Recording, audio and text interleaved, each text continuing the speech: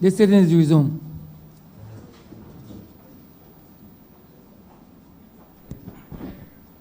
Speaker,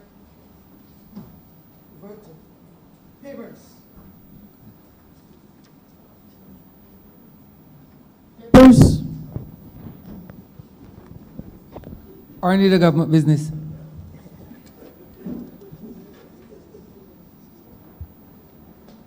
I beg to give notice of the audited financial statements of the Board of Management of Leicester School for the financial years ended 31st of March 2007 to March 31st, 2011, and the audited financial statements of the Board of Management of the Christchurch Foundation School for the financial years ended 31st of March 2006 to March 31st, 2010.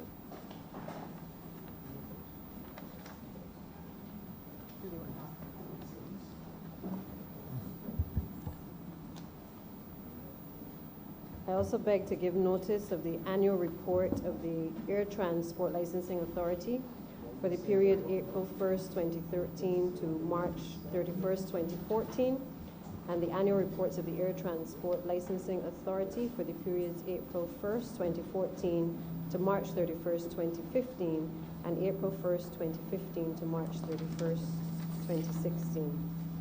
I also beg to give notice of the Customs Amendment Regulations 2020 and the Immigration Amendment Forms and Fees Regulations 2020.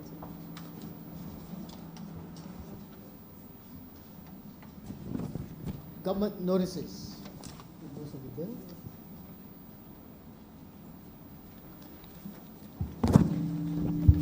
Mr. Speaker, I beg to give notice of the Employment Prevention of Discrimination Bill 2020. First reading of bills. Mr. Speaker, I beg to give notice of the first reading of the Employment Prevention of Discrimination Bill 2020.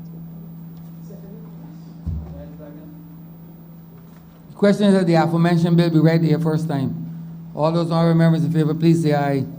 Those against, please say no. Me think the ayes have it. Government business is resumed. We now revert to the Standing Finance Committee.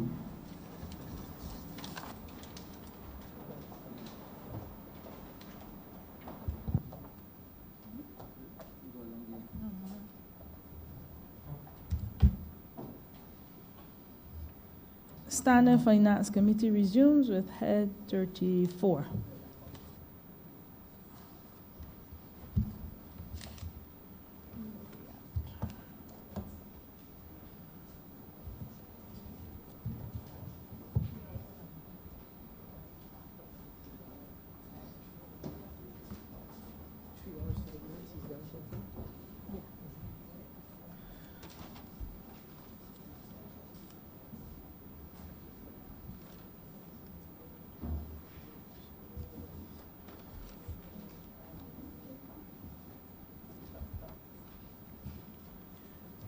We continue for the Honourable Member for St. Joseph.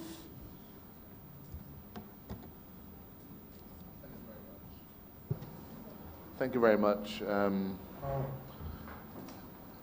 had a few questions, have a few questions in relation to the process involving the Employment Rights Tribunal. And the head of the Labour Department has very correctly pointed out that they have a conciliatory role under the Employment Rights Act. I'm wondering whether there is any training protocol in place for the training of the staff of the Labour Department for that particular statutory duty. Obviously, the whole area of mediation, conciliation, alternative dispute resolution is one that is very important to the delivery of justice in Barbados. And justice doesn't just mean courtroom justice, it also means justice between employer and employee. And within the High Court system, mediation is taking on a very important role, but it has become apparent that you can't just send people in and tell them to mediate. So we have specialist mediation training so as to support that role. In this instance, the Employment Rights Act says that conciliation must take place within 45 days of the complaint.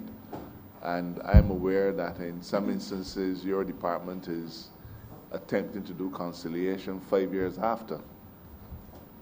Now, I can't see any point in doing a conciliation 5 years, 5 years after. Can't see any point in doing a conciliation 5 years after. And I am therefore wondering whether the personnel who are responsible for this conciliation mechanism have been appropriately trained and have the necessary skill set to apply to such a sensitive and important area.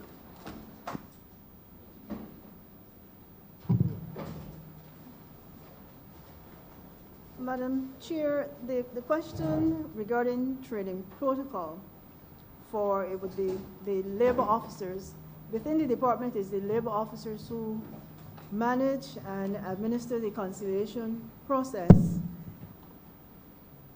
Much of the training or preparedness of those officers is on-the-job training. Locally, there's not available targeted or purpose-designed conciliation training program.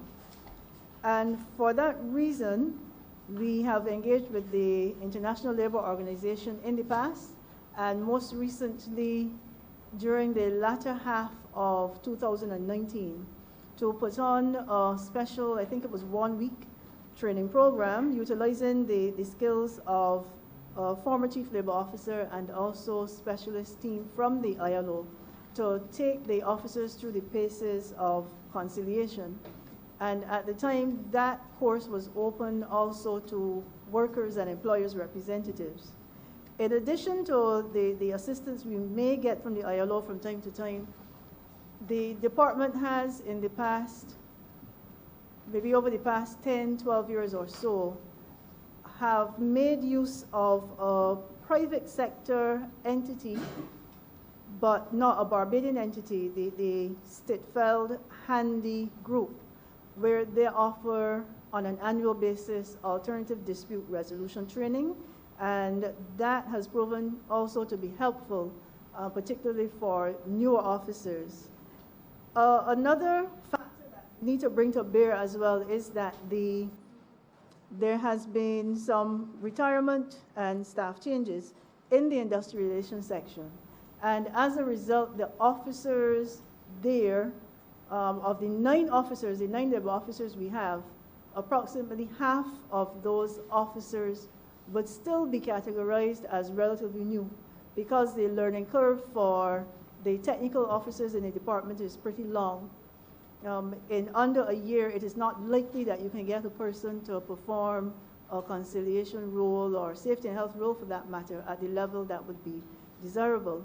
So a training protocol, there is not, as I said, a purpose-built or a purpose-designed program, but we do try to make up for the shortfall, and it is a shortfall, using on-the-job training, utilizing the more experienced officers to help, and then the ILO or the private entity, generally the Stitfeld Handy program. Could you tell me how many officers you have who actually are available and who actually do the conciliatory function? Of the 9 officers, they all do the conciliatory function that may come up under the Employment Rights Act. And how many, I'm not sure if this is question number 3, thank you. How many applications do you have on average per year?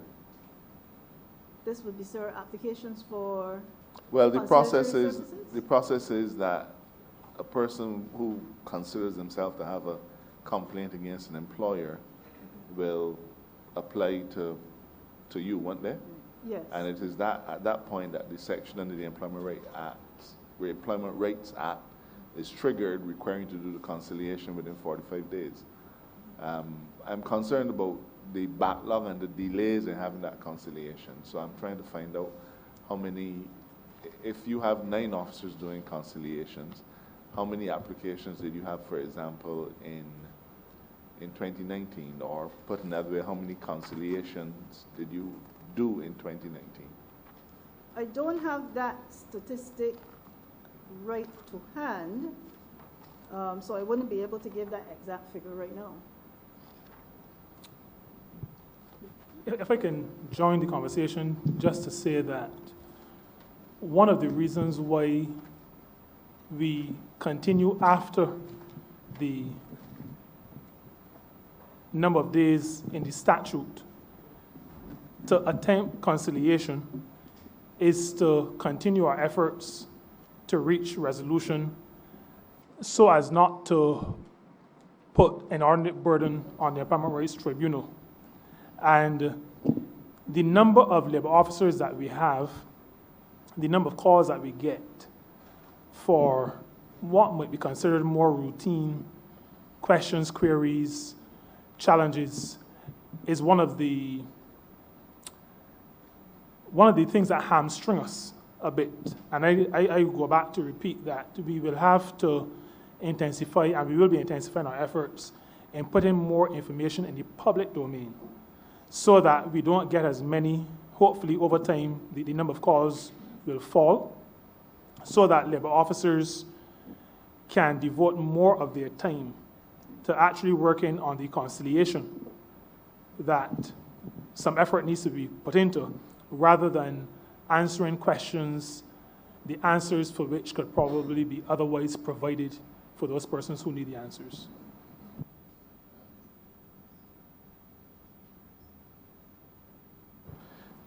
I think part of the challenge, sorry, go In ahead. terms of the numbers, Right. As it relates to the numbers, we received, this is between April 2019, start of financial year 19, to September 2019. We received approximately 3,209 complaints. Of the 3,209 complaints, 65 disputes were conciliated. And 65 disputes being conciliated means those that have been completed, not to mention those that are in train. And we referred a further 78 to the ERT.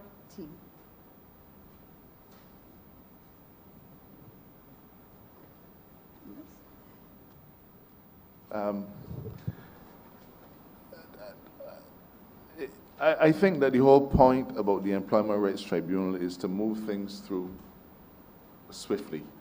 And I think that was its appeal over going through a court process with its attendant delays. And I'm just a little bit concerned that your approach to dealing with it, as well-meaning, as good intention as it is, may really not be helping to serve the purpose that it should be. Under the statute, if you are not able to complete that conciliation within 42 days, the chief labor officer must send the matter to the tribunal. You know, forgive me, but I happen to be the Attorney General. So these rules mean a lot to me.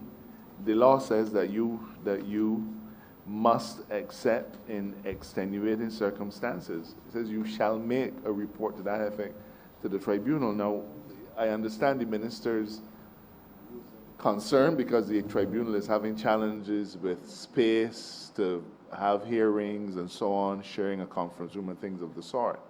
But I don't think that it is fair to the litigants for you to decide that you're going to intentionally slow down things so as to spare the tribunal. That doesn't help anybody. And I really think that we should follow the law. It says if you can't effect a settlement within 42 days, you shall make a report of that to that effect to the tribunal itself. So I'm afraid you don't have any discretion in the matter. At the end of that 42 days and you've not been able to effect a settlement, you must send it on. And it then requires us as the executive, as the government, to ensure that the commission itself has the ability to deal with those things fairly and quickly. And that's my concern. I think Yeah. if you look at section 44(1), you know, you're only in extenuating circumstances that you're allowed to extend that time.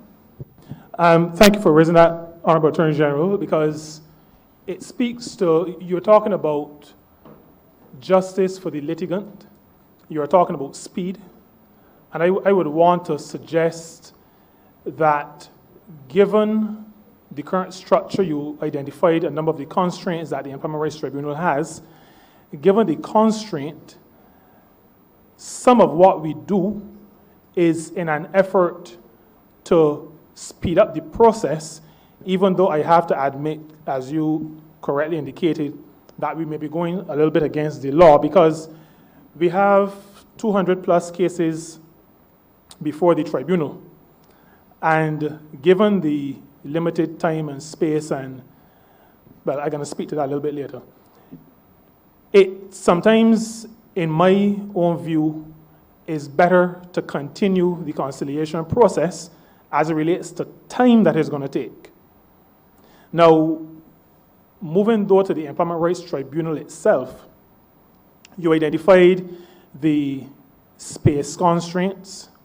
There is another matter that we will have. I know that you were able to deal with the court system in a particular way. Maybe we will have to do the same thing. Additional judges, additional tribunals. We, like you, are interested in people getting justice. And it may mean that we may have to get additional tribunals. The other thing is that we have been using a model which does not speak to people whose only work is being a tribunal chair, so that we find ourselves using the time, and tribunal chairs find themselves using the time in between their other responsibilities, their occupation as attorneys at law, and the time that they can devote to the work of the Employment Rights Tribunal is in many cases limited. And we will probably have to seek the route. We will obviously engage with your good self and your good office to work through if we should have dedicated tribunal chairs, persons who can devote the kind of time to the very serious responsibility and allow the litigants to have justice served in a timely manner. At this time, that is not happening. And it is not happening because of the reasons that we indicated. We bought last year some additional equipment to allow 2 tribunals to meet at the same time. But now we have the issue with space. So sometimes one tribunal has to be shifting around, and there are challenges with space, so we have not been able to have on a consistent basis 2 tribunals meeting at a time. So there's the issue of the space, there's the issue of persons who are able to dedicate their time. Now, if persons are going to dedicate enough time, sufficient time, it means that the emoluments that they receive will have to reflect that dedication of time. That is also an issue that we as a ministry have been, I don't want to say fighting, agitating for. And it is one that we as a government will have to take seriously, address our minds to, because I agree with the tenor of the Attorney General's comment. He didn't say these words, but the term that we use all the time is justice delayed is justice denied. And the Employment Rights Tribunal was set up to bring swift justice to ordinary people, to working people. We have to discuss those space issues, staffing issues as it relates to tribunal chairs, and commensurate remuneration issues. Those are some of the issues, the challenges that we face in attempting to dispense the justice that people deserve. Thank you. Thank you very much for your clarification. Honorable Member for St. George North. Thank you. Thank you, Madam Chair. Thank you, Madam Chair. I want to compliment the Minister for doing a wonderful job in this very important ministry. This department, Madam Chair, has helped Barbados over the years in its most difficult moments. And I speak mainly of the seasonal program, which many of our parents and constituents have traveled to Canada, to the one in the USA, and of course Britain. After the Second World War, your department was so instrumental in getting people across to London, and I dare say that I believe that you are still in the process of helping a number of our Barbadians to get abroad as well. I want to find out though, how many persons are now employed in the US farm program, how many persons you have employed in the Canadian farm program, and how many people you are likely to be involved in the UK market. Because, as I said before, your department has helped us in our time of need. At this time, with unemployment rising to above 9% or so, I believe that your department must be called upon to help us find this employment. Thank you, Honorable Member. At this point, we have no persons in the United States in programs. That is the one I indicated earlier today that we were placing a lot of attention on. We have a new experience, well, I should say new experience, but a liaison officer who has had quite some experience in that area. We have faced some of the challenges of immigration restrictions and approaches to immigration in the United States, but as we engage in discussions, we have another one, I think in about 2 weeks, with personnel from the United States Embassy here. But we believe, we are pretty certain that there are opportunities in the United States to be had, and we are vigorously pursuing those opportunities. The UK opportunity is one that we are currently working on. The interviews have been concluded. The persons from the UK would have left Barbados last week. I think it was last week. And that pilot program is intended to employ 50 persons in agriculture in the United Kingdom. While we were here, and actually while on the same day that we held a press briefing to notify the country, to inform the country of that opportunity, the Home Office in the United Kingdom issued a position paper, made an announcement indicating that that pilot program, the numbers have increased. And so we believe that Barbados will have the opportunity to add to the 50 who we've already committed to having as part of that pilot program. That came about as a result of, we believe, Brexit and the slowdown of workers from Europe, particularly what was called Eastern Europe, into the United Kingdom, and the development, the continued development of the agricultural sector in the United Kingdom, especially in our case, what is called edible horticulture, agriculture, how we refer to it.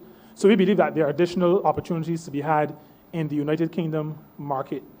In Canada, which remains the flagship, we have 185 approximately persons employed there. On the seasonal agricultural workers program, 165. And then on a similar program, but called the temporary foreign workers program, 30 persons employed in hotels. Again, when is it? Next week. Next week.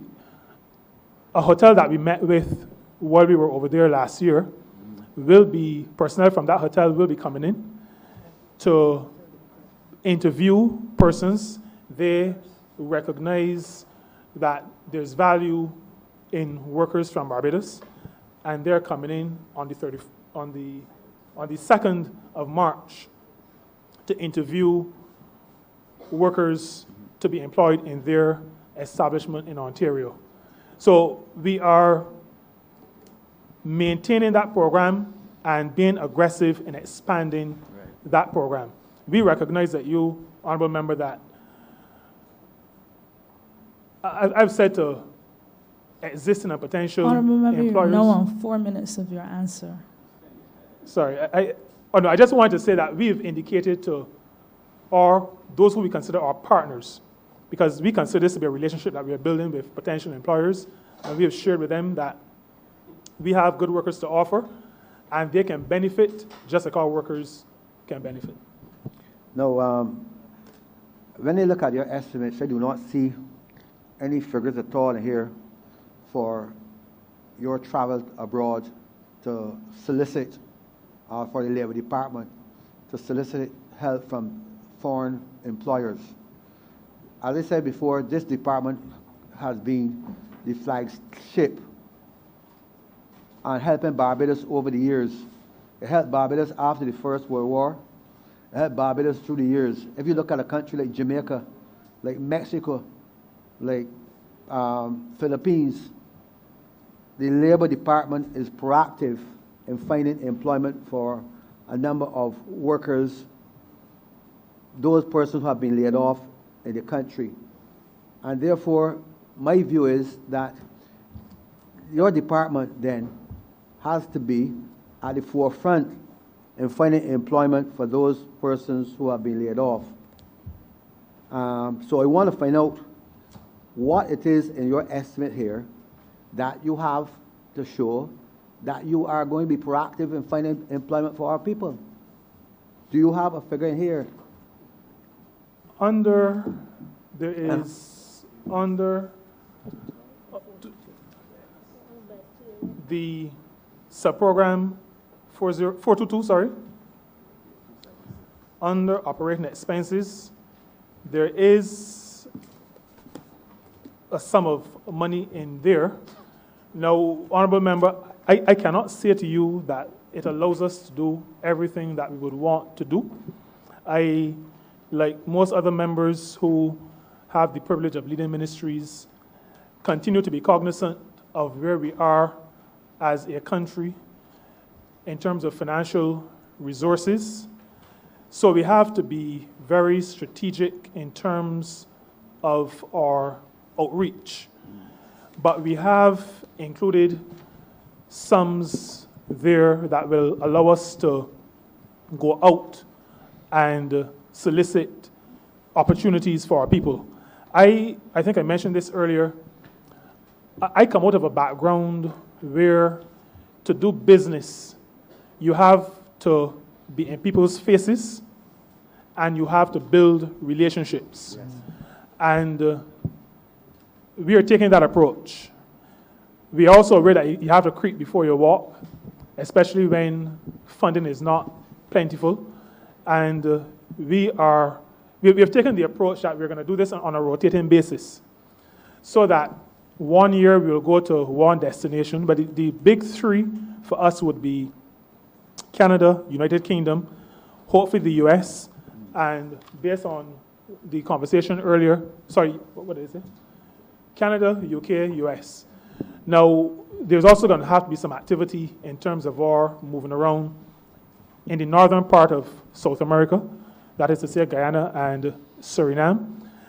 But given the resources that we have, we're going to do it on a rotating basis, and we're going to find other ways of staying in contact, staying in touch. We've started, maybe for the first time, conference calls with our liaison service, so that even though there's distance between us, they understand the energy that we are putting in at home base and that we expect them to put in there. We are also taking slightly different approaches to when they go to trade shows. For example, there used to be times when they were instructed that they could not stay on an additional day or two to interface with people in a part of Canada, and I'm referring to Canada in particular, that is 6 or 7 hours of flying away from Toronto. We've said that doesn't make any sense. It's actually silly. So that when one of our people goes to BC or Vancouver, someplace far away, we're saying to them, take an additional couple of days and interface with not just those employers who are currently in the program, but seek out new business. So we're going to find ways to stretch the dollar, as we say in Rosehill, and still be effective. But we are definitely going to stay in contact and as far as possible in the face of those persons we want both to stay in the program as well as those we want to join. There are other countries who are being very, very aggressive. Many in Latin America, well, Central America in particular, and some of our Caribbean neighbors, very aggressive, going after the business. I know that you have to spend money to earn money, but we're going to do it prudently, judiciously, but effectively. Well, I must tell you that your Caribbean neighbor, Jamaica, is spending this financial year over $1 million in soliciting help from across the Caribbean because they believe in remittances. And their remittances form a large part of their income and their revenue. And we have also did that. I remember, you're too young to understand and remember, my sister lives in England. She went there after the Second World War, and we went to school based on the remittances that came from abroad. My final question, though, to you is this. In 2014, a number of workers were laid off from the government service under the last administration. And there are some people who have not been able to find employment yet. Because your department used the concept of last in, first out. I want to find out, are you still a disciple of that principle? Our department doesn't use, we are not called on to use methods like those. You may be referring to the Ministry of the Public Service, but I'm not saying that to dodge the question. We do have a certain level of oversight as it relates to statutory organizations. Now, what has caused us a challenge is a fair mechanism for making decisions. In the absence of a good performance appraisal system, it is difficult to ask leaders in any organization to make decisions that will not appear to be very subjective decisions. We decided as a social partnership, because the approach of last in, first out was not government's decision. It was not the decision of the business sector. It was not the decision of workers and their representatives. It was a collective decision. And we the partners, came to the conclusion that in the absence of that more fair and objective method of determining who is performing, who is not performing, who should be in another function, in the absence of a good system of doing that, then last in, first out was what we agreed to do. Now, what that says is that we have to move forward, and I'm pretty sure the Ministry of the Public Service is actually doing that, moving forward to implement an appraisal system, one that is rigorous, one that is fair, and one, while we do not expect to have to go again the route of any large-scale adjustments in employment, there still needs to be, if we are thinking about and talking about developing people, there needs to be a good appraisal system, a good system of assessment of people, so that workers know where they're strong, where they're not so strong, where they're weak, where they need to address their minds to improvement, so that at the end of the day, we build a cadre of people who are effective, who are efficient, and who are able to hold jobs both in the public and the private or the third sector.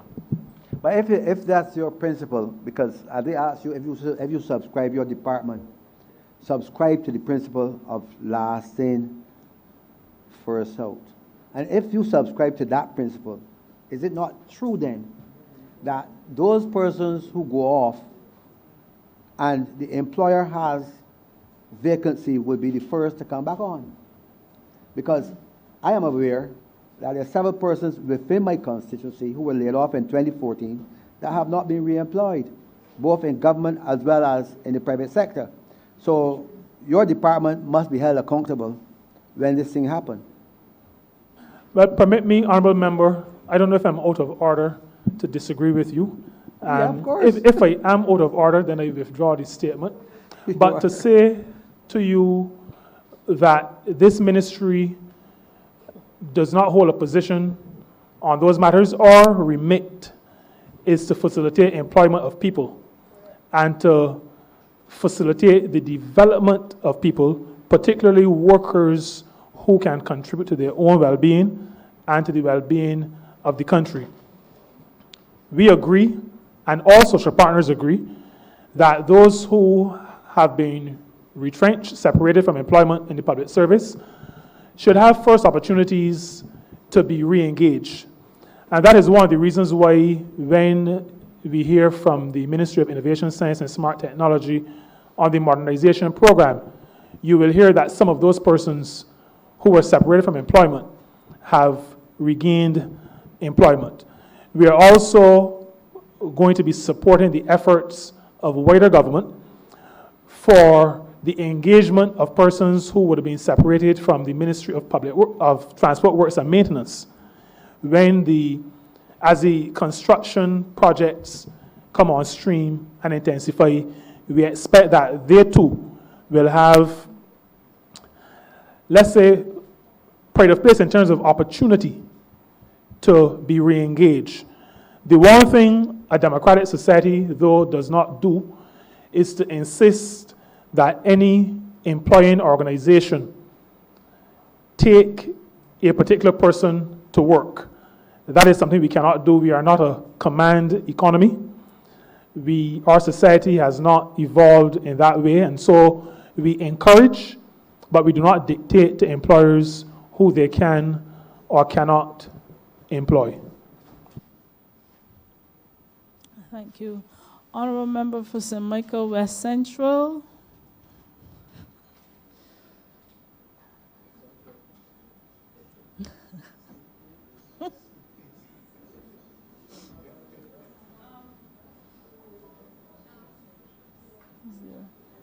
He has not spoken. He was before Marshall. Marshall spoke already. Marshall spoke already. Yes, but he hasn't.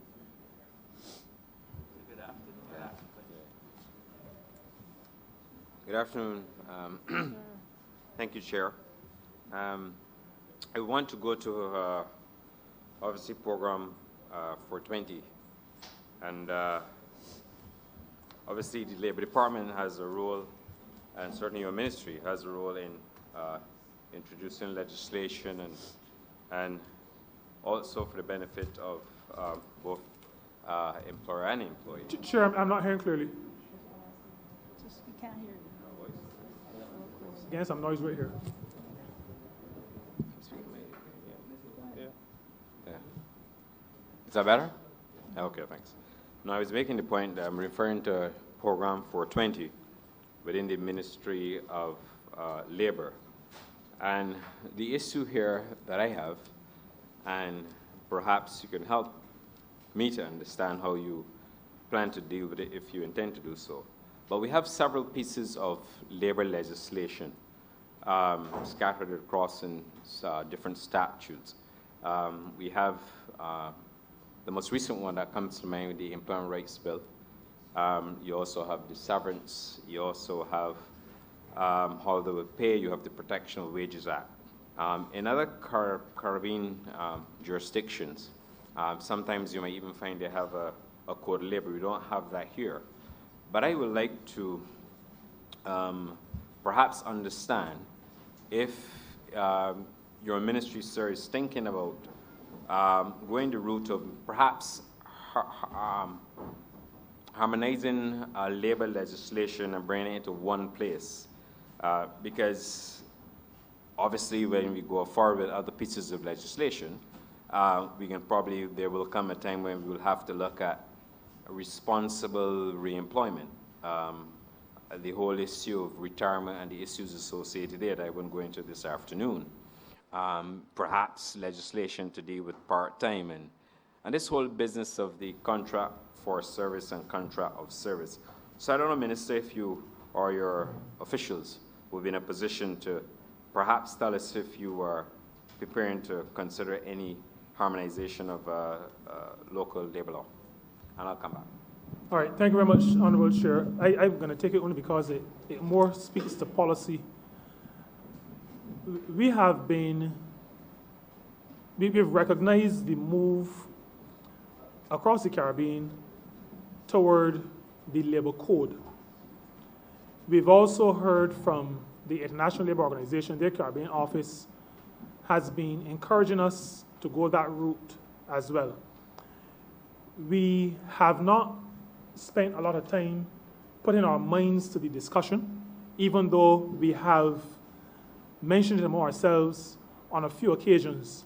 The reason why we haven't done that is because with our limited resources, we have really to apply ourselves to the more urgent matters. The labor code, though, I believe, while it is highly desirable and may improve the efficiency of our worker management relations and the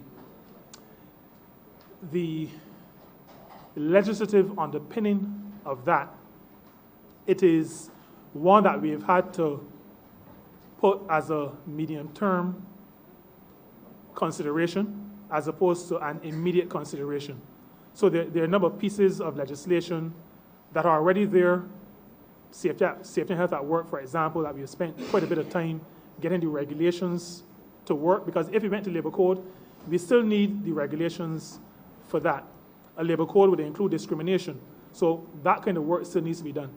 We've committed ourselves to tidying up a lot of the mess left by the last administration. So those regulations were outstanding, not dealt with, as though the safety and health of people, of workers, was not important. So the rush to pass the act is passed, but then to get the regulations to give life and meaning, we've dedicated our time and efforts to making sure that what is there works, spending time on overseas employment programs, for example.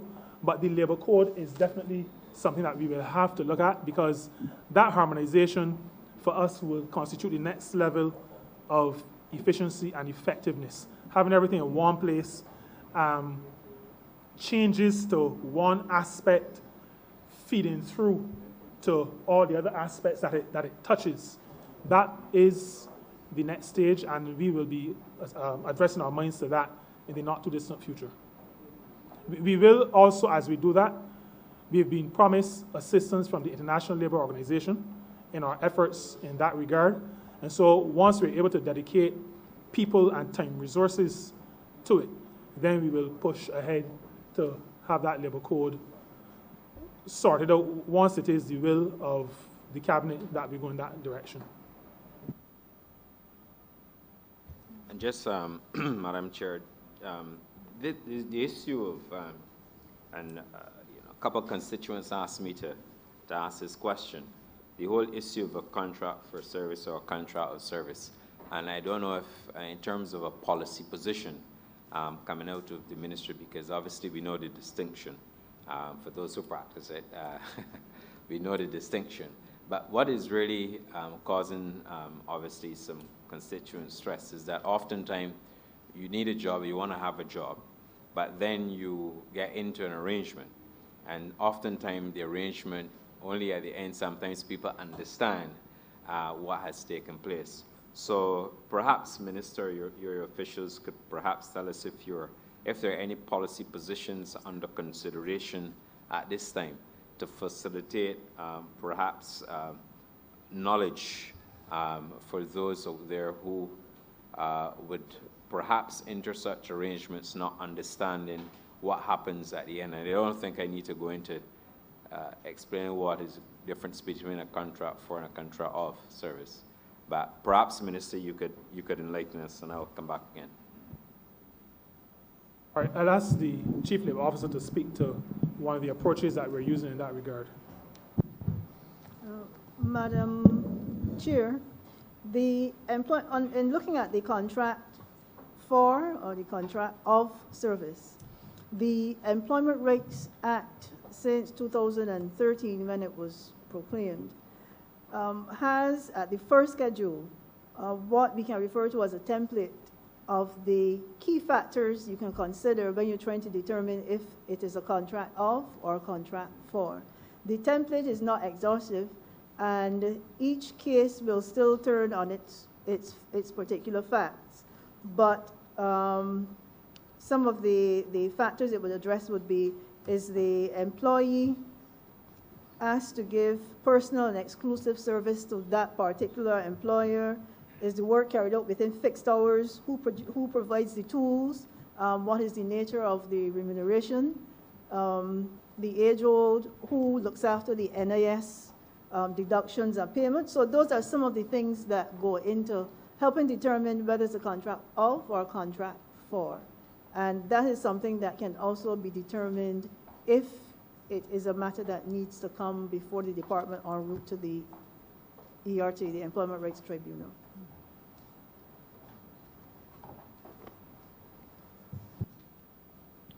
Thank you. I understand it from the position within the ERA, but I think in terms of maybe having a communication campaign or social media campaign, I think you alluded to the works of your ministry, because I think the time is now, because we are witnessing a lot of that, and certainly there are constituents who come to us and complain.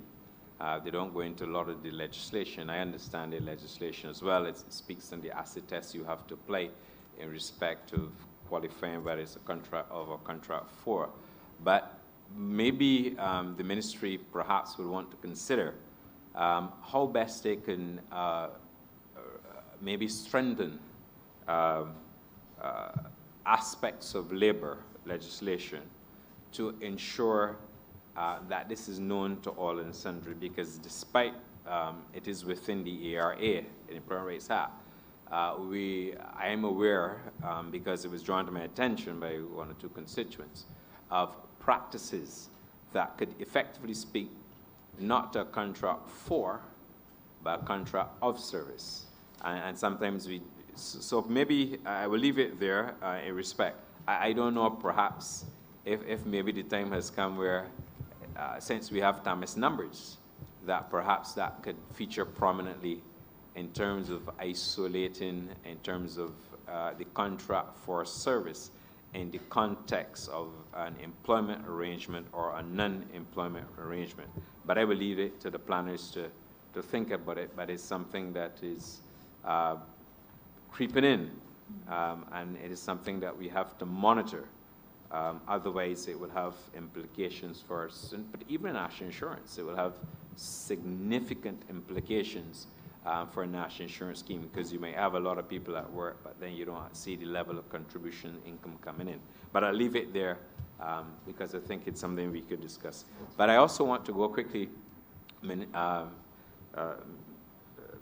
Chair, to the whole issue of manpower plan. I know you discuss aspects of it, but I firmly believe that in Barbados, perhaps, and I know you have a lot of programs, but one program perhaps, and maybe you have it already, I would like to encourage your ministry to pursue through policy and other mechanism, is the whole issue of management training and management development in Barbados.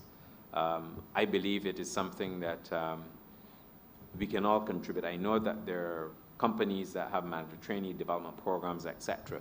But I think the time is now where we need to fast track and kind of develop more of our local management, but do it through policy and through manpower planning, which I know your ministry is very good at. So I'll leave that for consideration. Thank you.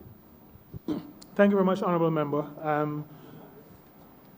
What has crossed my mind but has not yet been discussed, the whole matter of management training, we are recognizing based on the cases brought to us and issues brought to us at the level of the Labor Department and also the Employment Rights Tribunal, that there is a lack of knowledge, lack of understanding at the management level. And it is not just an understanding of particular statutes, particular pieces of legislation.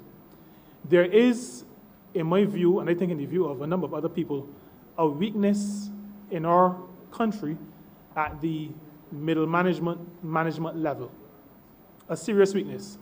And I'm just going to say what has crossed my mind because this is not policy. We haven't talked about it, discussed it. But maybe the time has come to include as part of government's facilitation of business development a stipulation that leaders at various levels of organizations are exposed, compulsorily so, to management training, effective management training. Now, I'm throwing that out. It is something that crossed my mind, and it is something that we in our ministry will have to discuss further because it would include and involve ministries outside of our own. But there must be, I believe the time has come for some kind of stipulation that forces people to do the training that they ought to do. We believe in the ministry in upward mobility. One of the challenges in upward mobility within organizations is that persons sometimes are put into positions because they are good in the position that they are in. So they're put into the next position up, but they are not always given the tools that are necessary to perform effectively in that position, especially if that position is a management or supervisory position. So it is an issue that we will have to look at, and look at very seriously. We expect that this economy is going to continue its upward trajectory in terms of expansion, and with that will come then all issues that may be small now are going to be magnified when the economy really starts to take off. And so these are matters that we have to take into consideration and act on with a degree of urgency, and that we commit to do. Thank you. Honourable Member for St. Michael Southeast. Thank you, Madam Chair. I just want to first of all commend you, Minister, and your team for the responses thus far to the queries that have been raised. I think you are a perfect fit in this ministry, given not just the connection to the religious side, but also certainly to the private sector. And on that point, I believe that the emphasis that is being placed by the Ministry of Labour in relation to the positioning of the third sector is going to be critical to the advancement of the economy. I say that because I think there's been a lot of feelings of neglect in the last few years in relation to that particular sector and the role that it can play, and certainly the recognition of what it can do for the economy when a government may not be able to pull a lot of the weight itself. I see that you have put in place a secretariat for the third sector activities of around $31,400. I'm also mindful that your ministry would have worked very closely with the Ministry of Education in relation to the Give Back program and identifying a number of the volunteer entities, which would have included a number of NGOs as well as businesses, corporate entities. And I think, therefore, that the role that you will play, not just in building out the First Job initiative, but certainly in relation to the Give Back program, is going to be critical to developing this area for young people, certainly to be able to enter the employment arena. I want to just say to you that I think that as we build out this particular area where we are requiring the private sector to assist us with finding jobs and also facilitating volunteerism, I would hope that there's a register being kept of all of the business entities that are engaged in these practices, so that there's an easy way to pretty much find who is willing to give back and who is willing to be part of the apprenticeship programs. There's no question on that one. I just wanted to make that as an opening statement to you. The second issue, which I wanted some further clarification on, is that I saw within the estimates an amount for $48,000, an increase from $12,000 last year, in relation to, I believe, what was described as industrial hygiene monitoring equipment. Now, that issue is near and dear to my heart because in the Ministry of Education, we've had to rely on the Ministry of Labor quite a bit, as well as other ministries, Ministry of Health in particular, when we identify environmental issues within the schools. And I know that there were concerns recently in relation to whether the department had the necessary equipment to assist with the testing of plants, particularly businesses around the schools. So I just wanted to get an update whether this particular sum of money was going to help the Ministry of Education certainly to be able to carry out certain tests. And if you could perhaps speak to what resources presently exist within the department to continue the programs to help the Ministry of Education to identify and to work with us on environmental matters in the schools. Okay, thank you, Honourable Minister. The head of the Occupational Safety and Health section, Mrs. Elcott, will give the response to that. Good afternoon. My name is Alison Elcott, the Acting Senior Safety and Health Officer with the Safety and Health Section. Right now we have, in theory, one indoor air quality monitor. I say in theory because it is with the manufacturer, has been giving some trouble. It has not been with the department since about August last year when it was sent for annual calibration. And due to delays with the Customs Department, we did not receive it until December. And then, given that delay, it was not working properly, and we don't know if it was because of storage. So right now, it's back with the manufacturer. What we did put in for next year, recognizing that we have that one instrument, and when it has to go for annual calibration, it means that it is unavailable and there's nothing we can do. So we've put in a proposal for a second instrument, which would give us the ability to do what that instrument does, as well as some expanded testing. So once we are able to secure that, then we will be able to do more testing. Is there a particular maintenance or investigative procedure that is within the department to, once you are alerted that there may be challenges, say, surrounding a school? Because I think we often, as we said yesterday, we often wait until we hear that something is happening to be able to send in the teams. Is there a system presently for being able to identify some of the challenges that we may be encountering? For instance, I have a lot of schools where in the surrounding area there are businesses operating, spray painting. So it's a combination of environmental health, it's a combination of Ministry of Labor being contacted. And sometimes the public is not necessarily aware of exactly how many departments have to be engaged in order to make decisions as to the safety of going back into the environment. So I don't know if you could perhaps speak to that in terms of the intervention mechanisms that are in place. Once you have the equipment, what sometimes has to be done in order to give the all clear? Okay, so the Labor Department has some role. We have a responsibility within the workplace setting. So in the school, it would be the confines of the school. If there are businesses or workplaces outside of the school, then we would have some authority to go in and do routine checks. So this is whether there's a problem or not. In the instance that there is a problem that is reported to the department, then we would start first with an investigation of the workplace that has reported that problem and work outwards from there. The Environmental Health Department also has some responsibility, and when it comes to the non-workplace, then because it can be a residential activity that can be impacting on a workplace. And then, of course, there's the Environmental Protection Department that has responsibility for ambient air quality. So that department also plays a role. As to the protocol that should exist, all workplaces are required under legislation to have a joint health and safety committee. And it really is the occupier's responsibility to ensure the safety, health, and welfare of the workplace.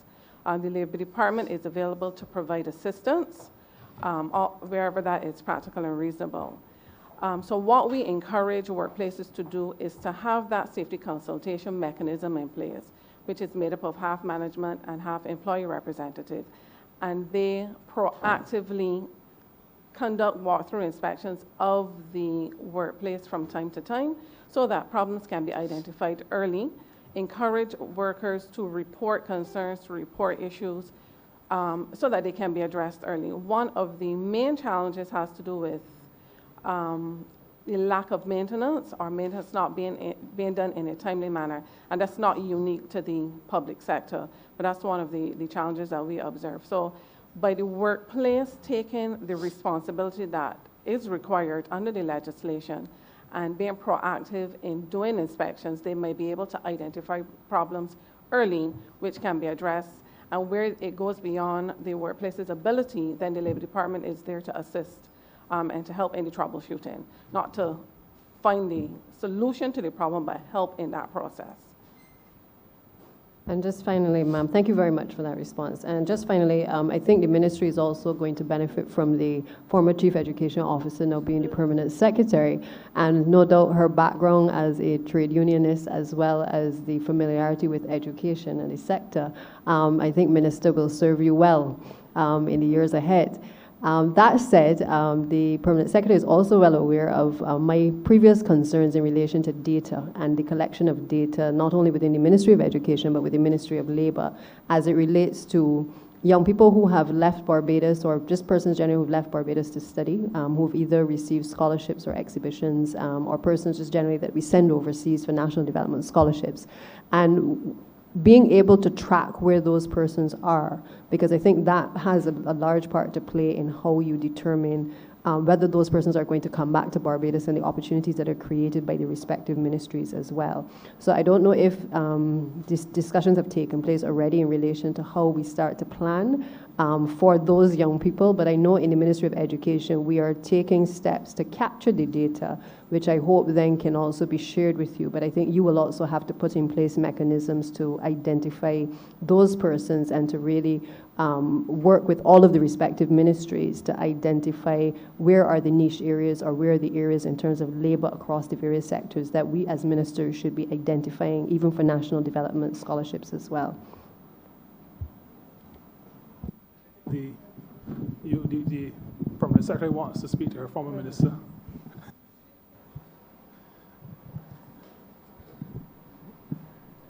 Karen Best, Permanent Secretary, Ministry of Labor and Social Partnership Relations. Yes, I'm well aware of the discussion that we would have had about tracking those young persons who go overseas to study, especially the ones who we invest in very heavily, and for them coming back and trying to place them. We have not, well, as you know, I'm 6 weeks and this is something to 6 weeks and about 14 hours into the Ministry of Labor. So I am still trying to find my way in the ministry, but that database is going to be, is one thing that we are going to be looking at, because that database also will help us in this whole Job Start Plus program, because we have persons like the chair said, who would have studied medicine, studied to be lawyers, engineering, and they're back in Barbados and they are unemployed. And rightfully so, there's some of them, as I said before, there's some of them who are working in supermarkets. But I applaud them, because at least they are working and they are not at home being idle. So therefore, yes, we have to make sure that we get that database compiled. And on another note, when we spoke about the safety and health, I intend to look at adding some more equipment to the ministry, because as you said in a previous life, I can't count the amount of sick buildings, and the chair keeps talking about, say Mark, say Mark, say Mark, say Mark, say Mark. And you too. And where we are in the building, I just had to move out of my office a couple days ago because of the mold that was very visible in my room. And so we have to get some more equipment because the amount of money that we would have spent for private persons to do the investigation in the Ministry of Education, the budget that we have here in the Ministry of Labor, we can't afford to pay that money. So, and we have trained persons, so we have to invest in equipment so that we can start to really understand what is happening in these buildings. So you have my support. Thank you. And I don't think St. Mark's is one of the sick ones. They have other issues. Is there a plan for maintaining it after we could get, because it's okay to fix a building today, but what are the plans for maintenance? I know this may come under Ministry of Health and the Health Inspectorate. And not only talking about schools though, right? I just want to proffer a layman's suggestion. All of the buildings that are being constructed now are being constructed with the use of glass. This morning I came into this building, and I'm a barometer downstairs while I was waiting to come up. Down there the air is extremely heavy and damp. And this is supposed to be a new building. So we have some challenges. Thank you. Honorable Member for St. Michael South Central. Thank you, Madam Chair. Chair, I always say that as a development economist, my work is about people and not numbers, but today you've challenged even my very ability to be able to count. So I'm going to try and make sure I count my questions clearly. Yes, please. And deliver them one at a time. I want to come to the matter of, the minister spoke earlier about paternity leave and about the notion that it is about men helping the mother. So first let me say that it is not about helping the mother at all. I always say that fathers can't babysit.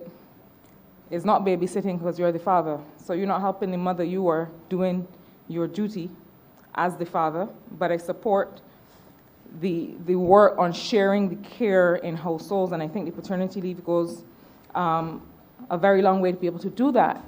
But paternity leave is one of those policy issues that I imagine you would have explored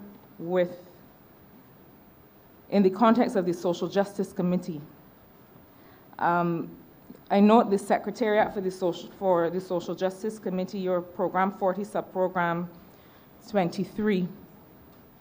And I wanted to hear a bit from you, Minister, and your team about the role of the Social Justice Committee in actually being able to effect social justice across government.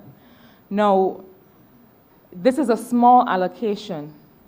It is a small program, but its role is enormous. I seem to recall that when the Social Justice Committee was conceptualized, it was seen as strengthening the social partnership, because the social partnership was so focused on capital and labor and government. And it was a space to not just look at economic inputs, but social and other kinds of inputs to well-being. And so this Social Justice Committee is as important for our governance, I would say, as the social partnership. And so I wanted to hear a bit about that in general, but also, I believe this is question 2, but also as it relates to one particular issue, Minister, if you'll allow me, and that has to do with the issue of the burden of care in households and people and families living with disabilities. Earlier, the member for St. James North raised the question of the work of people living with disabilities, but I want to come at it in another way. How are we supporting the right to work and the productive capacity of those caring for people with disabilities? Those caring for people.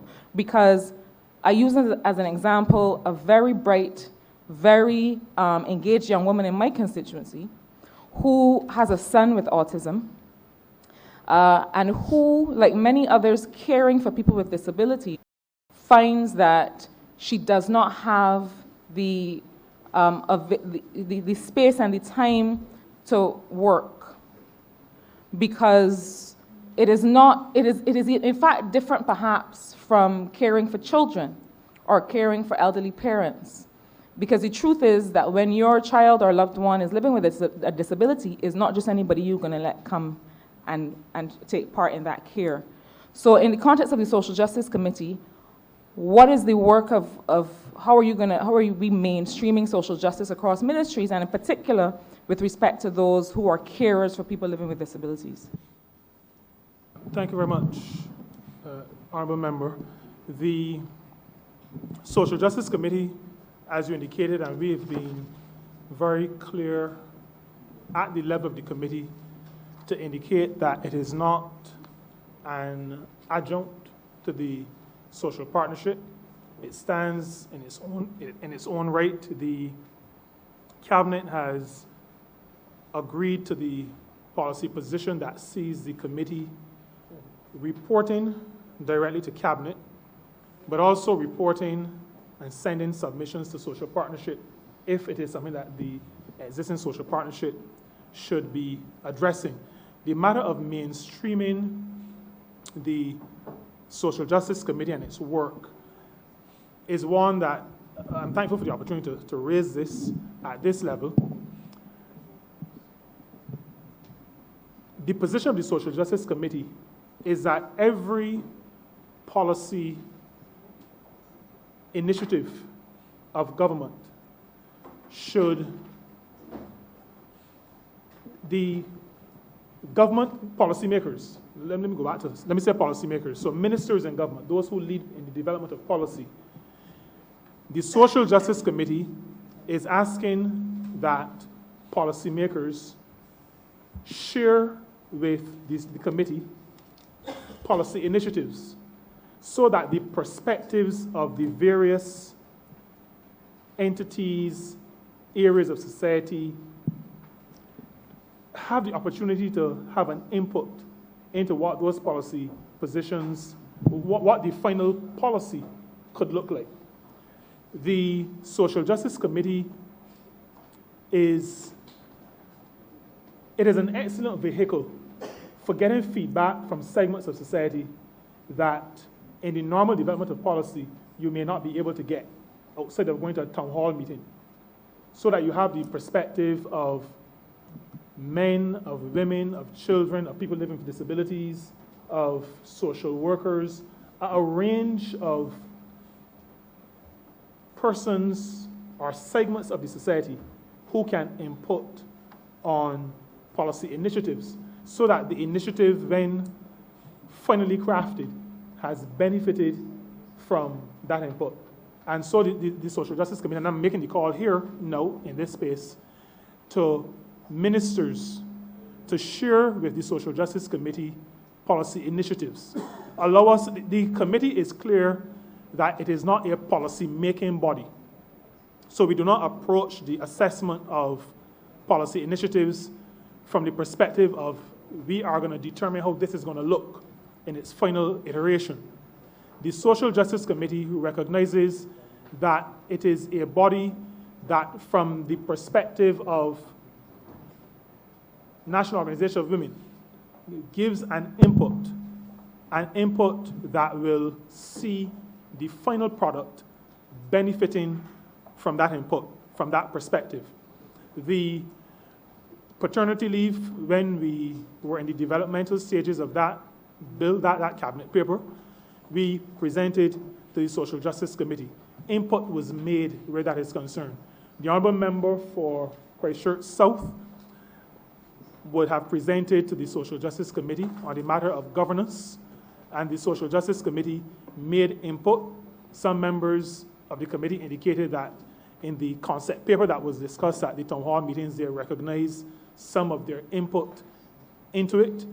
It is a mechanism that allows us to craft government policy in a way that speaks to the particular needs, the desires, the aspirations, or even the vulnerabilities of a wide cross-section of persons in society. And we believe that, especially as a party that crafted its manifesto based on rubbing shoulders and having discussions with people, ordinary people, that now in government, in the development of actual policy positions, we still go that route of consultation. The Social Justice Committee is the committee that this government proffers because the Social Justice Committee comes out of our manifesto. And it is that instrument that is available to all ministers of government, all developers of government policy, to bring their policy initiatives to share, allow us to feedback, and then the next stage of crafting can take place. No, I think I may have missed this. There was a second part. I got caught up in that first one.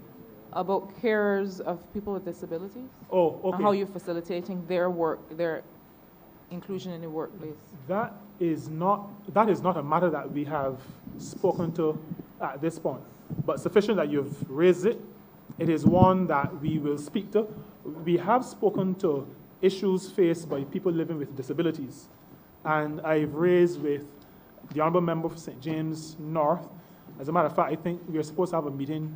Well, it was supposed to be before the end of the month, but it's probably going to be early next month, to discuss some particular matters that have been raised with us. The matter that was specifically to do with people living with disabilities as opposed to the caregivers. The caregivers, that matter is one that we will have to discuss, and that we will be putting on our agenda to have further discussion on. I also want to say that one of the issues, I'm just going to mention this, the Honourable Member of St. Andrews here, one of the issues raised by non-governmental organizations, so this kind of spans both social justice and third sector proper, is the facilitation of them as it relates to spaces to meet. That is one of the challenges that they have, and it is one that as a ministry we'll be approaching the Ministry of Housing to work out how can we facilitate, because we want input from our partners in the third sector, those on the Social Justice Committee. And there are cases where they do not have the facilities to be able to properly help us. That is to say, they need to meet to discuss, for example, and to come up with their own perspectives and positions.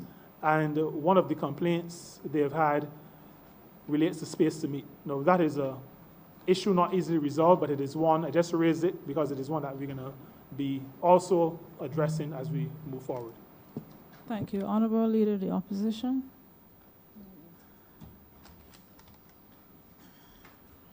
Thank you, Madam Chair. The Minister, in response to a query earlier, made reference to doctors, lawyers, qualified, having to make recourse to work opportunities in a supermarket context at a lower level. I thought when I heard those words that it was the utterance of an inexperienced politician who would not have recognized that such could be used against him by an opposition. He did go on to say that it was purely illustrative. And I took him at his word that it was merely illustrative. but I was a bit taken aback a few moments ago to hear the Permanent Secretary speak with reference to that as a reality, as an actuality. That is the case in Barbados today.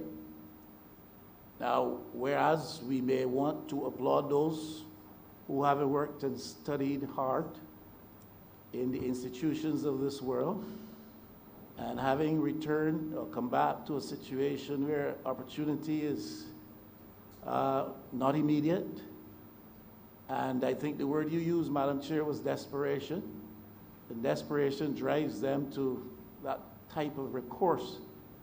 It may be good that we could applaud that approach to life. But for a country that invests so much in its people, so much of the taxpayers' money in its people, for us to be acknowledging that today Barbados is a place where such people have to go to those desperate lengths is something that concerns me.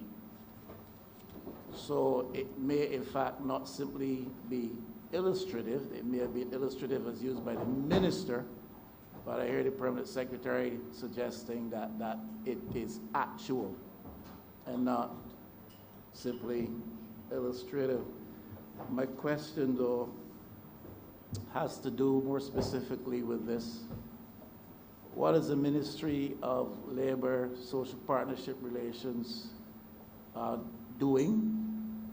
What influence is it exerting to facilitate a greater level of synchronization between training and educational opportunities and the needs and demands of the labor market in the context of the National Economic Development Agenda of Barbados? The Ministry of Labor and Social Partnership Relations, through its Manpower Research and Statistical Unit, is, as we speak, and there are, well, I don't have the heads in front of me, but there is,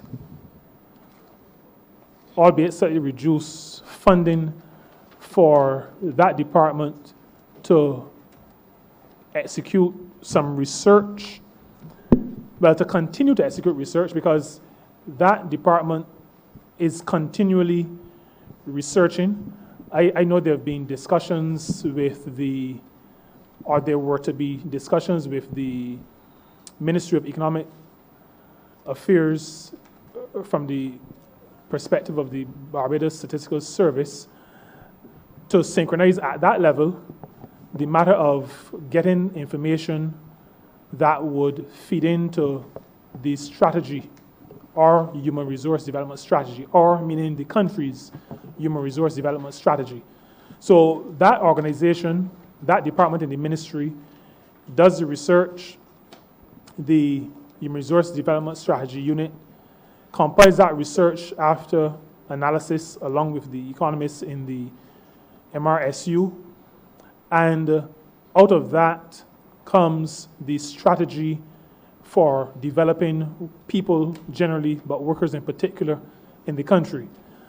Earlier, I would have indicated that from that level, then there is close communication and collaboration with the ministry responsible for education, technical and vocational training, and that collaboration does result and will continue to result in curricula being fashioned to meet the needs of the country, both at the present and into the future. That is the kind of collaboration that we seek. We bear in mind, and I hope I'm not straying into education, but I spoke to Command Economy earlier. We do not dictate to children of school age what they should do as it relates to careers. The Barbados Labour Party government, well, as an organization and in government, is a democratic socialist government, and we do not say to people, there are too many of any type of occupation, so you cannot study that. We leave those decisions to individuals because we believe in the freedom and the dignity of the individual and their choices. And so, as a government, we believe that whether or not we agree with a decision to get involved in an occupation that might be oversubscribed, to use a word, that we respect, whether or not we agree, we respect the right of the individual to make the decision. And individuals do make those decisions that sometimes, as other individuals, or maybe even as policymakers, we do not agree with. If it does not affect public safety or public health, then we do not believe that we have a right to enforce a change of decision on those persons. I would think, though, ma'am, that even in a democratic society and even a democratic socialist political organization would, especially in a situation where education and training is largely paid for by the taxpayers, would want to exert some influence on the institutions, whether it's secondary or tertiary level, in terms of what they offer, rather than try to exert pressure on the individual as to what they ought to study, although persons can also be incentivized at the level of the individual. But I will move beyond that, if I may, with your leave, ma'am. I was trying to suggest earlier that the banking sector is not readily disposed to investing in the business efforts of smaller enterprises, even medium-sized enterprises, and states like Barbados, governments like, and economies like ours, tend to have to find the capacity to offer capital assistance to such people more often than not. And we make efforts. The trust program is one such program, offering a certain amount of small capital for smaller efforts. But I wonder if the minister and the ministry would be of the view that it could offer advice to the government that maybe they should consider a radical shift, and instead of providing for small windows for capital access to smaller, medium-sized enterprises, to go the other route and guarantee loans obtained by those small medium-sized businesses from the traditional banking sector.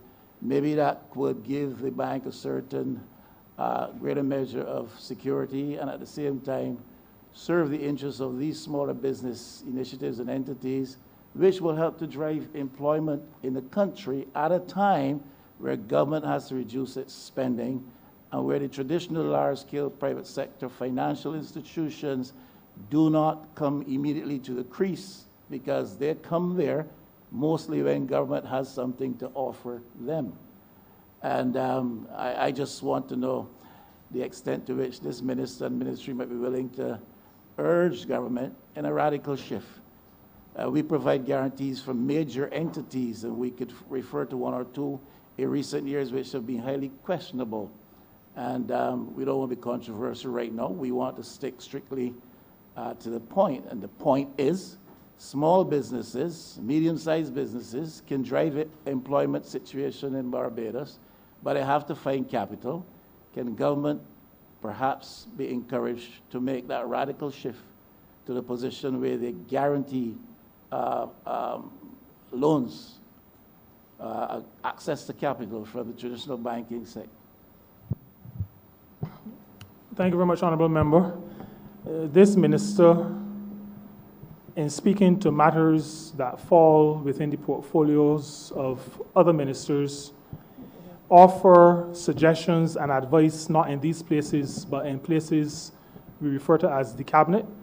And I will respect that, the position that I have, well, not respect, I will stick to the position that I have taken coming into public office in this manner, and offer that kind of advice or share those kinds of perspectives at the level of the cabinet. Respectfully submitted, ma'am.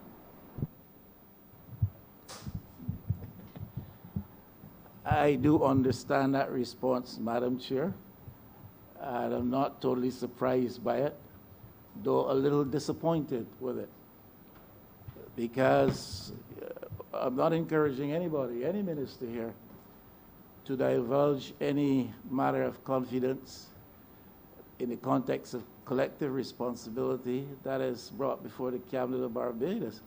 I'm simply suggesting we have a problem of unemployment in Barbados, which everybody knows. Underemployment, everybody knows. We have a problem of lack of access to capital. Everybody knows that. And therefore, we have to find solutions. Would it be out of place and a matter of breach of principle, precept, for a minister to suggest, something?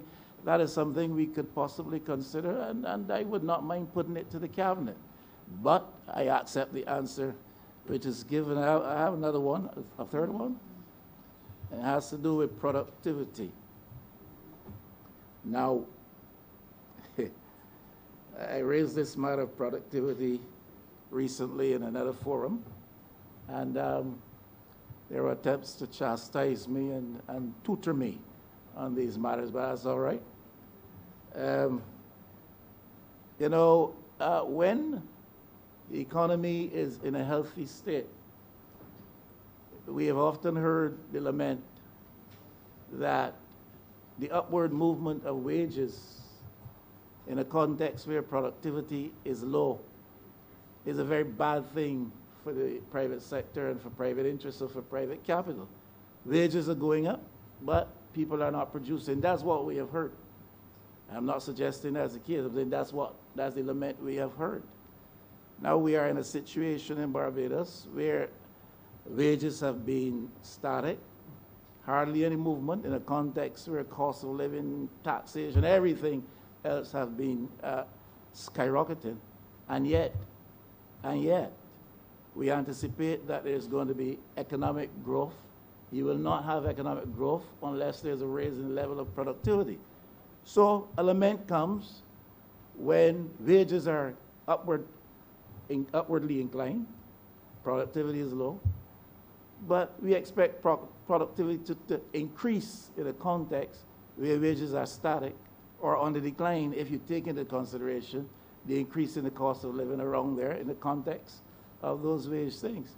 I just want to know what is the minister's position on a matter like this, the Labour Ministry's position on a matter like this, because you don't have to wait for Cabinet to speak to these things.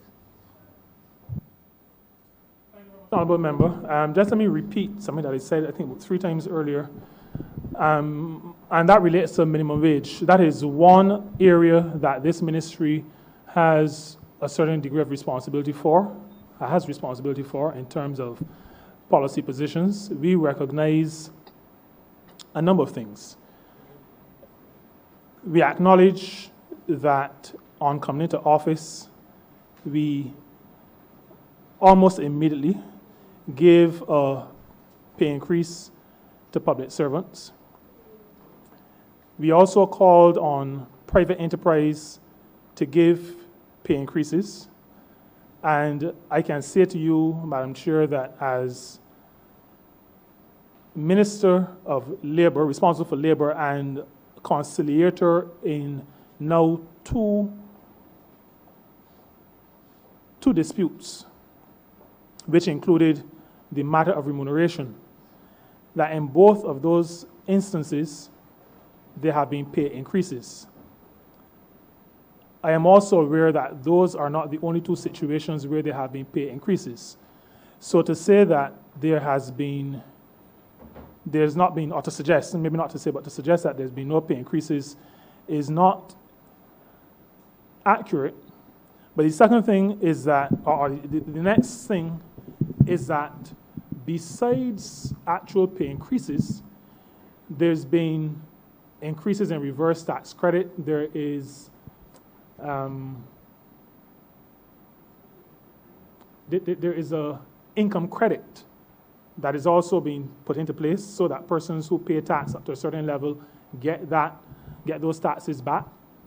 Those of us who would have looked at December's pay slip versus January's pay slip would have recognized. I have to look at it because I can't help but see what I have that I'm able to spend. Others may not have to do that. But we would have seen the tax rates go down so that while there have been some increases at the level of user fees and some other fees, there has been significant reduction in taxation in the country, as well as the income credit and the reverse credit. Now, productivity is the product, if I may use that construction, of a number of different factors, and it has to do not only with level of pay or level of taxation. It has to do with things like technology. And so the government's modernization program is but one of a number of initiatives, not just in the public sphere, but in the private sector sphere, where there are determined efforts to improve productivity. Leveraging technology is, in today's world, one of the main areas that we use to improve productivity. The other one that I spoke to earlier on a number of occasions has to do with worker management relations. We are talking about people producing as opposed to machines producing. And so for people to produce to their maximum, there has to be a certain comfort level, a certain facilitation, that is to say, they have to be provided with the tools that are necessary to facilitate their production. They have to be managed properly as human beings who have feelings and views and can contribute. They know a whole number of factors. The ones that we're responsible for as a ministry, and I say this not to be narrow, but only because I speak to Head 84. And that relates to the same worker management relations that I spoke to immediately past, but also the matter of our continuing work on the minimum wage level in this country.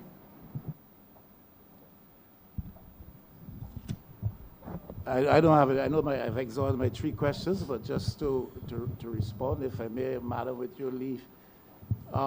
We understand that all those things go into facilitating and spurring productivity. But the fact is, at the end of the day, you cannot express loudly lament that pay is going up, productivity is low, and yet you're expecting better levels of productivity in the context of low wages. I never said that wages have not increased in any sector or for any group of individuals in Barbados. It has. But by and large, across Barbados in the economy, wages have been stagnant for quite some time. And that is a reality that you have to square with. And you will not get growth unless there's increased output, increased productivity. And part of the mix is what people are how people are remunerated. And that is also a reality. Thank you, ma'am. Thank you. Honorable Member for St. John.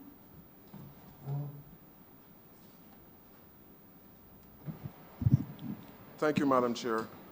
Minister, I have one question, and this is in relation to working both in the farm labor program and maybe the hospitality industry. Over the weekend, there was an article in the paper under the heading, Angry Barbadians Plan to Take Action. And this story revolved around an entity who, it appears, was taking money from, the article is saying, 300 individuals to find work in Canada. My question to you is, what is the process, or what would you recommend to youngsters in St. John who are looking to source work in Canada? I mean, what is the registration process? And can those forms be decentralized to make it easier for persons who are unemployed and may find it difficult to reach your ministry to make those applications? Thank you. Thank you very much, Honourable Member. First, the we are here to discuss the estimates, which include $7 million for this head, $7 million plus for this head. I start by saying that to say to the country that government provides certain services for its people based on the taxes that our people pay to the government. And so in the matter of finding employment in external programs, this government does not ask people to pay to get an opportunity to work outside of Barbados. Any entity that is asking for funds to pay, asking people to pay funds to them to find employment is one that people should be wary of, do their due diligence. But I will say to all Barbadians that the Barbados Employment and Career Counseling Service has been set up by this country to facilitate precisely that, the finding of employment in external, in countries outside of Barbados. And I encourage Barbadians seeking employment. I mean, hundreds, probably thousands of persons are already registered with us. But I want to encourage young people in St. John and in St. Peter to approach the Barbados Employment and Career Counseling Service. It provides not just a facilitation of employment outside of Barbados. It can help with the writing of CVs, the writing of application letters. It gives counseling based on a person's attitude, aptitude, qualifications, and can help to direct persons into areas that they may want to consider for either for employment or maybe for setting up their own business. The taxpayers of this country, through the vote to Head 84, provides that service through what we call BECS. And so I want to encourage Barbadians to use the provision that government has set up. Staff with professionals, Mrs. Walker-Dennis, sitting behind and to my left, I think. And she manages that unit, that department. And that department is fully capable of providing all that is necessary for persons to take advantage of employment opportunities. That department also directs people in Barbados to training opportunities. They stay on top of training opportunities. What we are looking to do, and we've started some preparatory work on it, and that has to do with a portal that will allow, and the Manpower Research Unit is working on that, a portal that will allow people to see where the vacancies are. That will be part of the service that this organization, this ministry, through the Career Counseling Service provides. The matter of access to forms is one that we've started to talk about, and we've gotten to the point of we have to make it available online. All these forms must become available online. That said, we also still have to remember that not everybody has access to a printer. So we have to do two things. There are some people who are still very paper-driven, including my ministry. So we have to do two things. In the transition, we have to provide paper, and I agree with you, Honorable Member, that we have to decentralize that. Maybe at community centers, have some of that. But we also have, with online forms, give them the possibility of being edited and signed electronically so that a person who may have only the smartphone will not have to print, write up, and send back. So those are things that we are going to be working on. That was part of our discussion within the ministry when we were talking about moving to more digital platforms, disseminating information, but also forms, employment opportunities, all those things we're working on. But in the meantime, before we get to that point, we take the suggestion coming out of your question is that maybe we ought to put some of these forms at the community centers, or at least at the resource centers where there are people staffing them, or post offices. There are opportunities, and we will go in that direction. Honourable Member for St. Michael South. Thank you very much, Madam Chair, and also to the member for St. John for bringing us back to a debate on the estimates for the Ministry of Labour and Social Partnership Relations. There are a few questions. The first is as it relates to sub-program 0573. I note here a reduction in your operating expenses from 332,000 to 85,000, and your professional services from 450 to 141. And this is interesting because these are, in essence, you say this section is to provide for the hiring of consultants and the development of strategy, and I suspect this is where you would fund both of those heads, but you've cut them significantly in both instances, or they've been cut. And therefore, I'd like to know how you're going to be, and this is also fairly important, human resource sector strategy and skills development. And Minister, maybe while your PS and staff looks for the response to that, unless you have it directly. Okay, go ahead. Thanks very much, Honourable Member. The amounts, we've made some decisions within the ministry to be as effective as we can be, given the constraints, so that while we had intended to do a full assessment of the previous strategy and then some consultancies in terms of developing a new strategy, we have taken the decision that a lot of what will be told to us based on the last strategy is, in our minds, self-evident. And we will use the draft of the new strategy as the basis for the new strategy, as opposed to having, because some work has already been done. And we will move forward with that. Like I spoke earlier to blue economy, marine, oil and gas. We would have spoken previously to information ICT and green economy, renewables, those kinds of things. They remain relevant. The new areas that we believe are already evident relate to oil and gas, as I indicated, marine, shipping, blue economy. And we're going to go forward with that understanding. There is work that is being done in different places. One of the things that governments have suffered from in the past is the siloing that I spoke to earlier. So you have information in 2 or 3 places, but a ministry or a department decides to do the entire work again.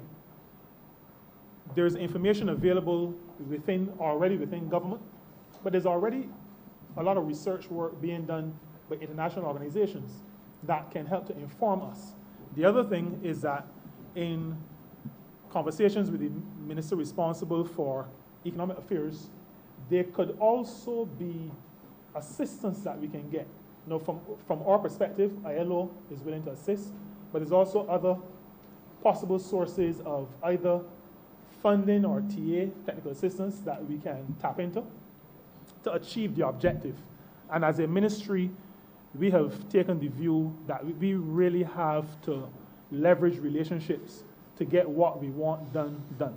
So, for example, straighten off your question for a bit, just to say that for third sector development, we're going to have next month a facilitation exercise, but that's going to be done in conjunction with UNDP, as opposed to the ministry fronting and funding the entire exercise. There are partners that we're going to leverage relationships.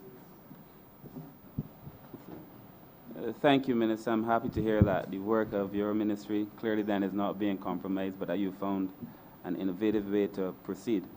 Not that we would not like to have more money. I don't want to say that, but we will be effective with what we have.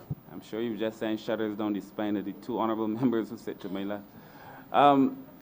Honorable Minister, the other question is, I received actually from a constituent as I was sitting here, and as you always say, you speak for the people in Rose Hill and Bosco Bell, I speak for the people in St. Michael South. I was asked the question in relation to the Employment Rights Tribunal. I have a constituent whose sister had a case before the tribunal. It was tried, it was heard, and in September, I don't want to say the exact date, she received a ruling saying that her former employer was wrong and it was a case of unfair dismissal and had to pay relatively significant sum of money by October 31st. It's on your website, so I know it's also true. And to date, nothing has been paid. And I'm trying to figure out what in law are the consequences for an employer not responding to the ruling of the tribunal, if there are penalties, if this stands up in a court, like what could she do now to ensure that these funds, and if there is nothing that the tribunal can do, then why would we take a tribunal decision seriously?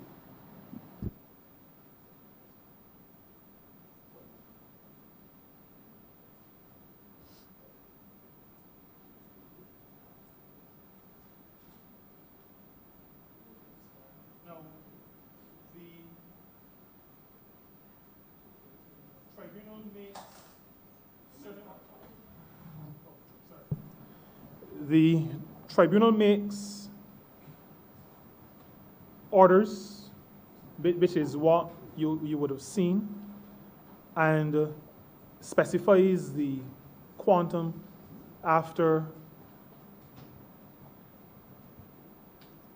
all the deliberations. Now, Section 47 of the Act says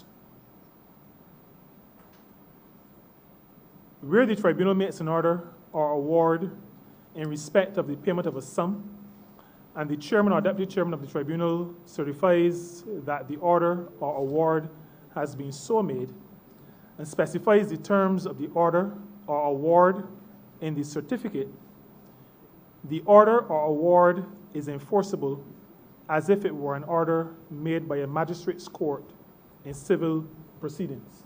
Now, the case that you speak to is not one that I am aware of, so that what we will do on leaving this place is to speak to the employer concerned, or the person who had employed, who's been found to be at fault in this situation, and to indicate to them that the enforcement is similar to the enforcement of a magistrate in a civil proceeding, in a civil matter.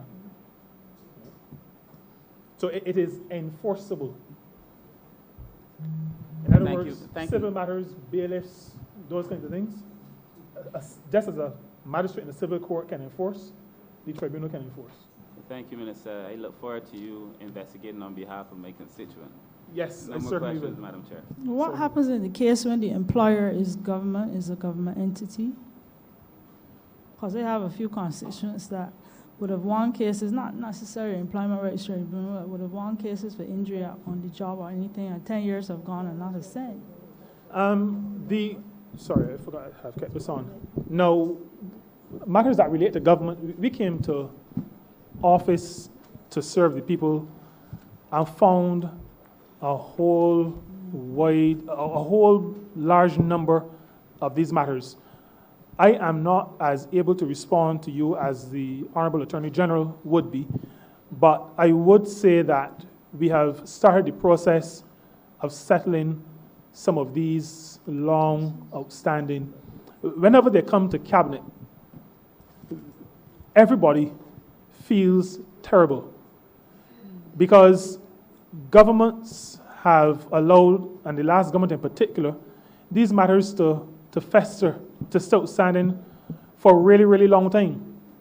We had a situation where BIDC workers, for example, who were terminated in 2013, I think it was, 2013, 2014, only received payment very recently.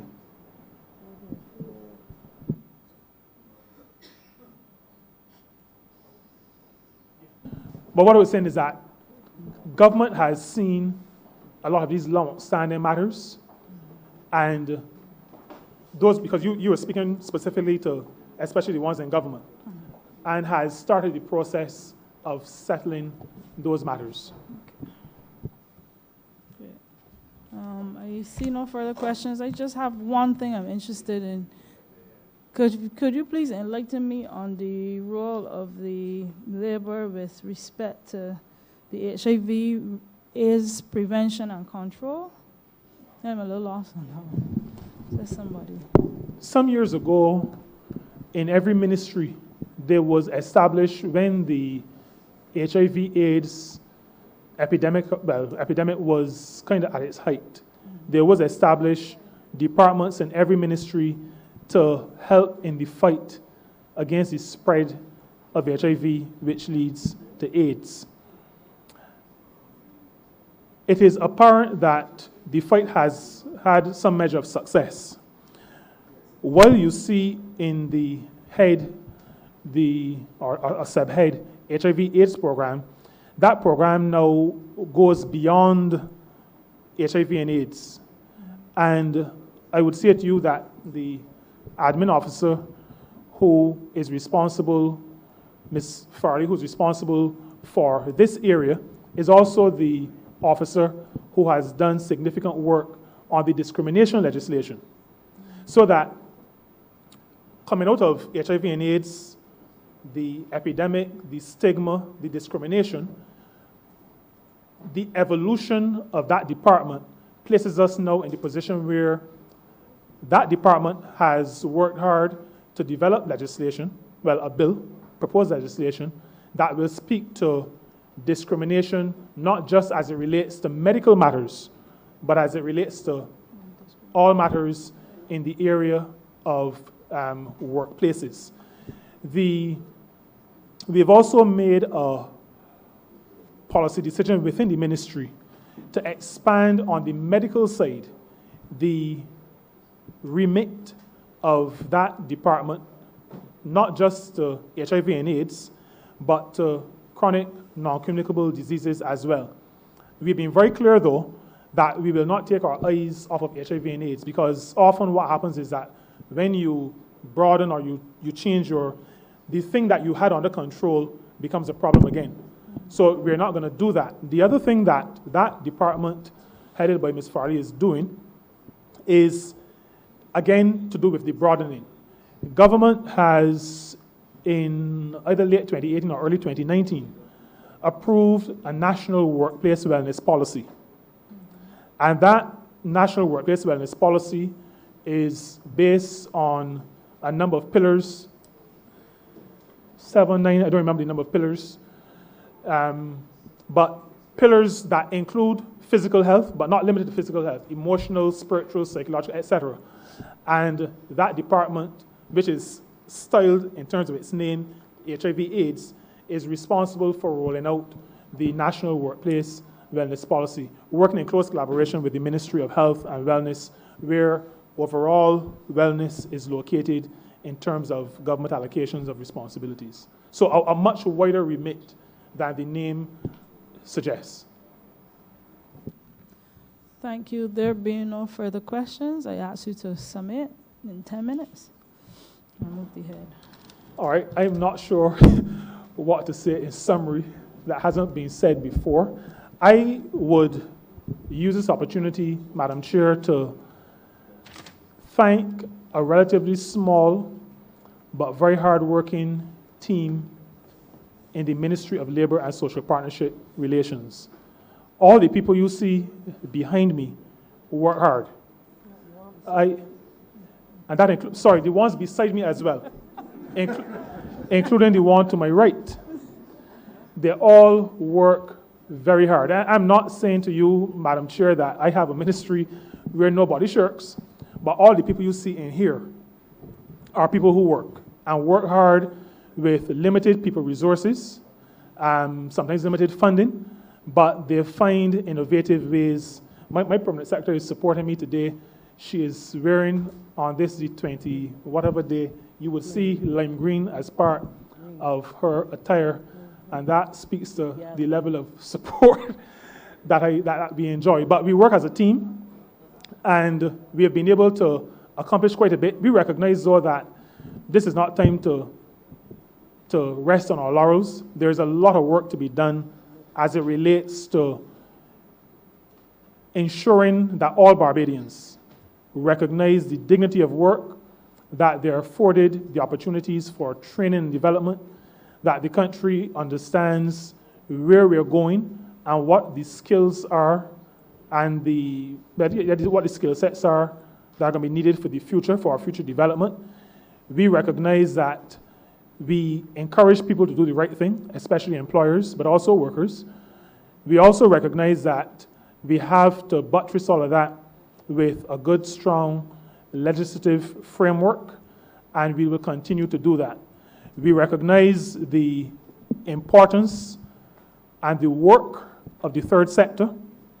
It is a sector driven by people who have passion that it is not possible to pay a public servant to replicate, or even a minister to replicate. And so we, in recognizing that, also recognize our role as a government to facilitating them, to creating the environment that allows them to do what they want to do, which is to help people, help society, help the country. And we will continue to move forward in consultation with them to bring a framework, a legislative framework, and to put into place that framework that will allow for their facilitation. Somebody mentioned earlier, and I didn't get a chance to speak to that, but the matter of a registry and a registrar, those are things, that is where we're going. Not to hinder, not to hamstring, not to give direction to, but to facilitate. That is this government's approach to governance. We allow people to do what they have to do, what they do best, and we believe our role is to facilitate. We will continue to engender good relations among the social partners so that we all remain engaged in the process of nation building, even at this difficult time. But we also have promised that the social partnership will not be for us only a vehicle to be used when times are difficult. Relationships are built on communication. And so we will continue to have that communication with our partners so that in good times we communicate, in difficult times we just continue that communication. And finally, but not least, because this probably encapsulates everything as it relates to workers, the third sector, and the social partnership, the matter of social justice. This is 2020. The era of exclusion, discrimination, disrespecting people must come to an end. And located in this ministry, and we had the first reading this afternoon, the matter of addressing discrimination frontally will be taking place in this ministry, first in the workplace and then more generally working with the Honorable Attorney General on that secondary aspect, but making sure that all the groups in society, especially groups that are considered to be vulnerable, are given the opportunity to have their voices heard. We say that everybody has a voice, but sometimes the louder voices drown out the softer voices. Sometimes the stronger voices do not allow us to hear the weaker voices. The Social Justice Committee is the vehicle that will allow those softer voices to be magnified, to be heard, to be taken into consideration as we develop policy in this country. I am thankful to my team, and I'm thankful to this Honorable Chamber for allowing us this opportunity to ventilate in a pretty fulsome manner the work that we are undertaking on a daily basis. Thank you. Madam Chair, I beg to move. Sorry. Go ahead. Let him move the head. Please ask that the head stand part. Could I move that head 84 stand part? No. Do you want to call the amount or? We will call it. I don't have, okay. I moved that head 84 stand part. Question is that head 84 in the sum of $7,127,896 Stand par. All honorable members in favor, please say aye. All honorable members against, please say nay. Methinks the ayes have it. Madam Chair, I beg to move that you do now report progress to His Honor the Speaker and beg leave to sit again. Question is that I now report to the Honorable Speaker. Beg for leave to sit again. All honorable members in favor, please say aye. All honorable members against, please say nay. Methinks the ayes have it.